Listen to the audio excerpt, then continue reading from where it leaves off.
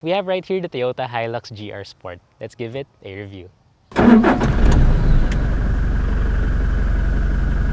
The Toyota Hilux is the most popular pickup truck in the country.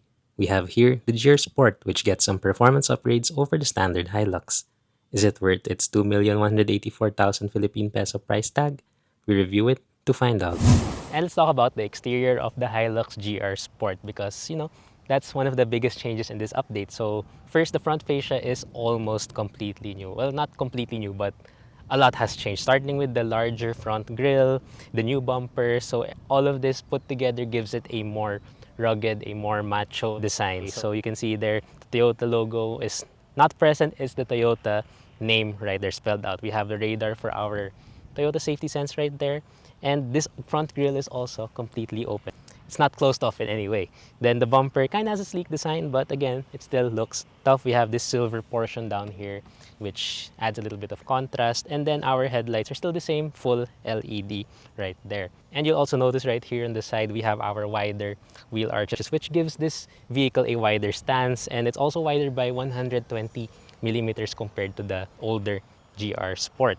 Also, our wheels right here are new. Not a huge fan of the design though, so I prefer the old ones as well. But they are smaller, 17-inch alloys wrapped into 65/65 all-terrain Bridgestone tires. And just to add, I do wish that the tires were meatier, something like what you would see in a Ranger Raptor. So bigger all-terrain tires, chunkier tires, because kind of looks under-tired here. But yeah, this is fine. It's all-terrain. Anyway, and then other stuff you will find here on the side. While it looks pretty much like every other Hilux, we do have black side mirrors, blacked out Hilux badge right there. No chrome, so everything is blacked out. The door handles, around the windows, our running boards, all black. Also the running boards is normal running boards, so nothing special down there. And then towards the back, we have more of the bigger wheel arches. And you'll also notice that this has no sports bar. So the initial batch of Hilux GR Sport had a sports bar. It's temporarily unavailable for now. But I do prefer it like this. It looks so much better in my opinion without the sports bar. I think it looks kind of cheesy. And for the rest of the rear, well, it's pretty much the same as every other Hilux except for the black Hilux badge and the GR Sport badge right over there. Taillight's the same, exactly the same. The bumper looks the same to me as well. We do have some parking sensors and they're also blacked out. And once you open the bed, you will see that this is actually supported, so it's not very heavy. And well, it still drops, but we have that supporting bar thing right here. As for the dimensions, it's about 1.5 meters long and 1.5 meters wide, so it's almost square, and the height is about less than half a meter. So that is good. Payload capacity is at around 1,000 kilograms, 1,050 kilograms to be exact. So anyway, let's head inside. And now we're inside the Hilux GR Sport. And while the exterior still looks fairly fresh, the interior not as fresh. But I think it still looks good anyway. Materials here are all hard touch plastic, so some feel solid, some feel kind of hollow. But yeah, it's a pickup truck anyway. And then here we have this storage cover. Most pickup truck owners actually really love that feature. And the design itself is, well, kind of curvy, some faux stitching over there. And I do hate this faux carbon fiber material right here. I would swap it out if I bought one. I would swap it out for anything that is matte. It just looks, it cheapens out the whole vibe over here. Honestly, piano black plastic might have been better, but still, yeah, I'd swap that out. And our steering wheel right here is just the typical steering wheel from the Hilux before, from the Fortuner, but with an on-center marker right there and the GR badge on the bottom, since this is the GR Sport. We do have some paddle shifters right there. We have our controls on the left for our audio system, on the right for our trip computer. So we'll get to that in a bit. And our steering wheel is of course tilt and telescopic adjustable. So not much adjustment, but any form of adjustment is already good. And then our horn, it's your typical Toyota horn, but weirdly high-pitched in this car. Doesn't match the looks of this truck. So moving on, we do have our traditional set of analog gauges right here with a small 4-inch display in the middle. So most people will not like this because it is kind of old, but I personally really like this. It just feels so good to see. It's very refreshing always to have old school analog gauges.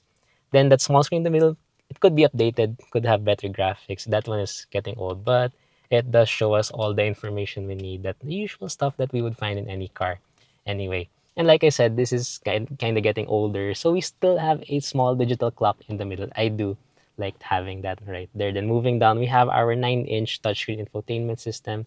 This one, unfortunately, is not the best. So this is the same system you will find the Corolla Cross. Maybe it's a bit better here since it's integrated into the dashboard. But again, I wish Toyota used their older one, the 8-inch screen, which just looks better and was much easier to use. This one looks very aftermarket, but at least we do have wireless Apple CarPlay and wireless Android Auto over here. It is missing a volume knob. We have touch-sensitive controls instead, and our USB ports are on the head unit itself. So you will have a wire dangling from over there. Then moving down, we have our dual zone automatic climate control. So I like this, very simple to use, just our traditional set of buttons, dials, and a small display right there. We have right next to that our 4x4 selector. So, and underneath the climate controls, we have a little bit more 4x4 stuff. We have our rear diff lock, we have our downhill assist control buttons. Also found here, our dual 12-volt power outlets. So wow, we have two 12-volt power outlets right there. And we have a USB-A port as well. Unfortunately, it's not functioning for some reason. It's not my problem. Down there also we have our wireless phone charger. My phone is currently there. So you can turn it off with this button right there. Two cup holders which will fit your normal cups. Our normal shifter over here, it's the gate type, so pretty old school right there. And then we have our eco and power mode buttons right next to that as well. Our traditional parking brake as well here. So many people will love this. And some storage here. We can put our car keys there. Nice key, by the way. GR. And for the seats of this, it's your normal Hilux seat. So it's the same on every single Hilux variant, but with a different finish. So we have mix of suede and leather. That's very nice. We have the GR logo at the back. And you'll also see that we have red seat belts. So very sport. It's like a Honda Civic Type R. And yeah, driver's seat is powered, passenger seat is manual, and not the most comfortable seat, but I guess it will do. People, everybody's used to these seats anyway by this time, considering how old this car already is. And every pickup truck owner loves this feature. We have cup holders on the dashboard. So pop-out cup holders, just for small cups, but yeah, they work. And this is what the back seat of the Hilux GR Sport looks like, just without the GR logo on the headrest. But we still have the leather seat and the suede material over there. So they didn't cheap out on that. The seat itself, well, it's kind of flat, so it's not the most comfortable. It's also very, very upright. As you can see, I'm seated very upright. So it's not going to be as comfortable as something like a Ford Ranger, Isuzu D-Max, Nissan Navara, or well, yeah, pretty much every other pickup truck you can buy. But at least we do have a center armrest with two cup holders, and it's also pretty wide, so you won't be fighting with your seatmates back here. And then the space is, well, it's a bit tight here as well. So other pickup trucks will have more space. So knee room is fine.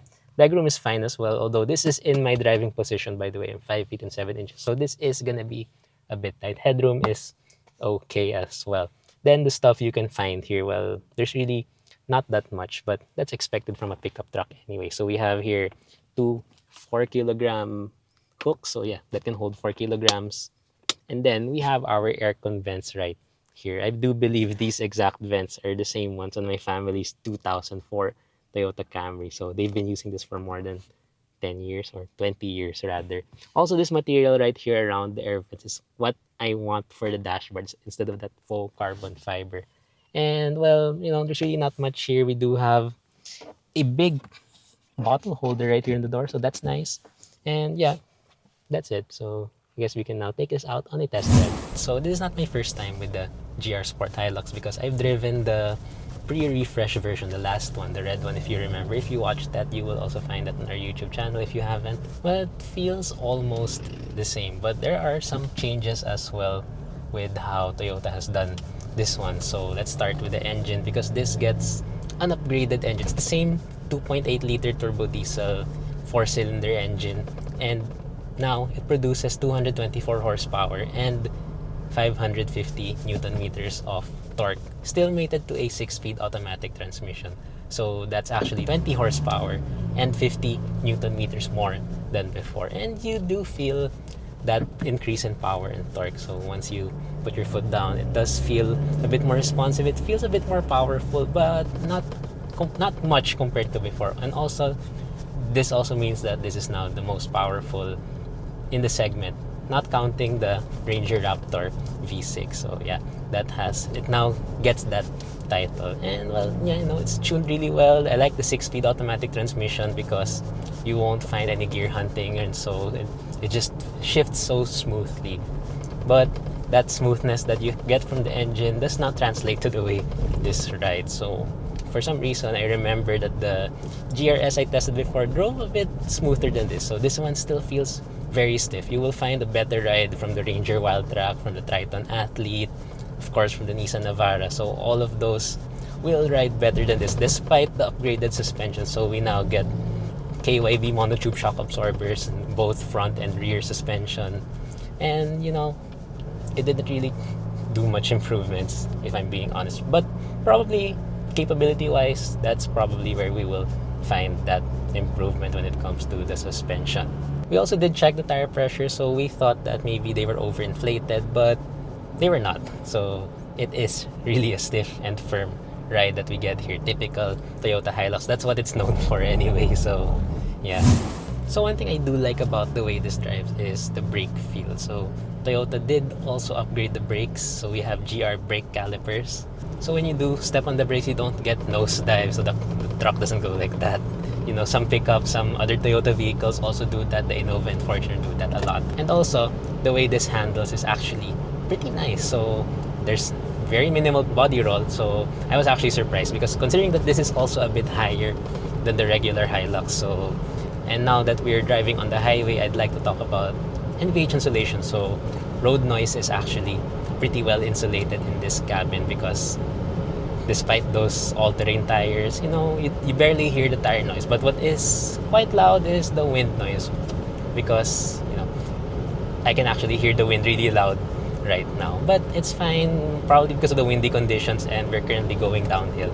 Then when it comes to visibility, so this sits higher again than the normal Hilux. I believe it's 65 millimeters taller. So you do get a very commanding view of the road. You can see everything. It's just tall, and there's no visibility issue at all. The A-pillar isn't that thick. The side mirrors are just the right size, and we have the 360 camera, which we showed you earlier. And also what's nice about this is the way it feels in terms of size. So it's not too big and it's not small either. So when you're going through tight spaces, the truck may look big when you see it, but it doesn't feel that way once you are going through those tight spaces when you're parking. It just doesn't feel as big as it looks, which is a good thing. Although the heavier steering feel will probably give you that impression that you're really driving a big car, which is fine, I guess.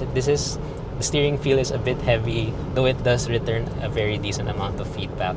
And yeah, it's just what you would expect from a pickup truck, a proper pickup truck. And this is no super performance pickup truck. This doesn't reach the levels of the Ranger Raptor, but Toyota did their job really well in trying to make a more performance-oriented pickup truck. And now let's talk about our fuel economy. So I wasn't expecting to get that much of a good number in this truck because we have a powerful engine. It's a big engine, and it's also more weight, especially since it's 4x4. But inside the city, we're able to get around 6 to 7 kilometers per liter in mix of moderate and heavy traffic conditions. And by heavy, I mean really heavy. So that's actually pretty good. And on the highway, we're able to get around 13 to 14 kilometers per liter, which is fine as well. And it's common for all these 4x4 pickup trucks and even their SUV counterparts. Then lastly, before we end this review, this is equipped with Toyota Safety Sense, the Advanced Driver Assist suite of Toyota, and that gives it adaptive cruise control. We have the pre-collision assist or autonomous emergency braking, and also we have lane departure alert and lane keeping assist. So I tried out the adaptive cruise control. It actually feels pretty good because you don't feel like you're using adaptive cruise control. It just feels so natural, like it's as if you were just driving by yourself. In fact, my passenger told me that he didn't even know that I was using adaptive cruise control. That's a very good thing, since most adaptive cruise control systems in other cars just don't feel right. This one feels really good. As for the lane keep assist, it is good to note that this still has hydraulic power assist steering. So the vehicle actually brakes when you veer off your lane. So that's something interesting that I haven't really encountered that with most of our test units, or haven't noticed it. But this one, yeah, that's what Toyota has given us right here. The Toyota Hilux GR Sport is excellent on paper. Once it's with you, it doesn't disappoint either with its standout looks, better engine performance compared to other Hilux variants, and of course, its reputation as a reliable workhorse. As said, the ride is its downfall. If it doesn't matter to you, then by all means, go ahead. If it does, you'll want to look elsewhere, but there's no mistake in buying one of these like any other Toyota.